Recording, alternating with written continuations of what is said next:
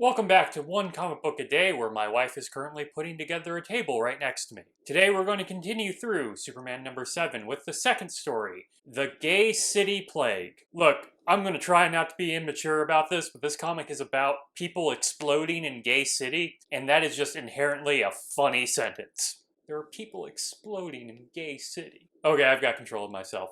So the story begins with people in Gay City. Yes, it's actually called Gay City, and you know, whenever they actually go to another city that's not Metropolis, I feel like they'll say the name like 3 or 4 times throughout the issue. They really hammer in that the name of the city is Gay City. So in Gay City, people are living their daily lives, and then suddenly people explode. And not like horrifically explode, it just looks like an explosion, but that is pretty dark. People are exploding. Like big fiery explosions for some reason. There's no fire in their bodies.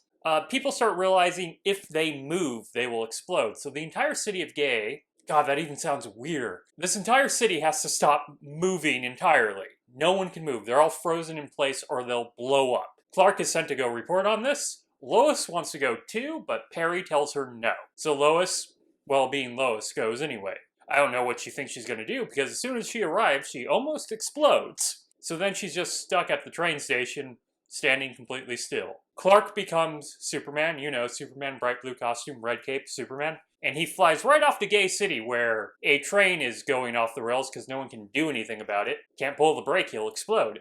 So Superman catches the train, and if you're wondering, whatever's causing this is not affecting Superman at all. Because it turns out it's a gas, and we know that gases don't really work on him unless they do. You know, that old rule. So once he's able to save that, he goes and sees the commissioner. The commissioner seems to be part of the city where the police and him are unaffected by what's going on. He tells Superman that the cause of this seems to be Gargoyle Tower. What a cool name for a tower in Gay City. Oh, I got control of myself again. He arrives at Gargoyle Tower, and it explodes immediately when he gets there. It's a trap. The commissioner sent him on a trap. Instead of going to deal with the commissioner immediately, he flies around and starts finding evidence where he eventually finds this missing mad scientist by the name of Kotzoff.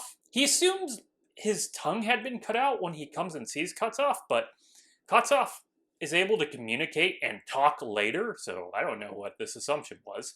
He starts forcing Kotzoff around. He finds out Kotzoff created a gas, and that's what's causing everything.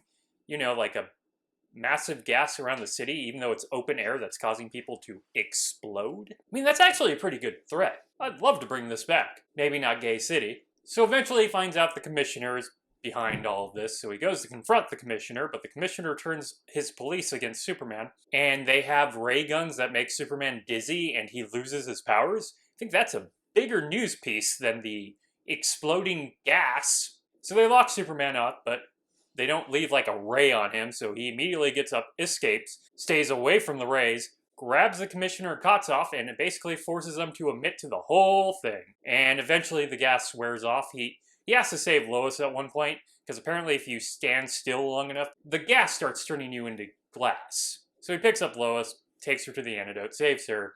The entire town is saved. Basically the story of the Gay City Plague, which wasn't really a plague. I don't know if people exploding is a plague.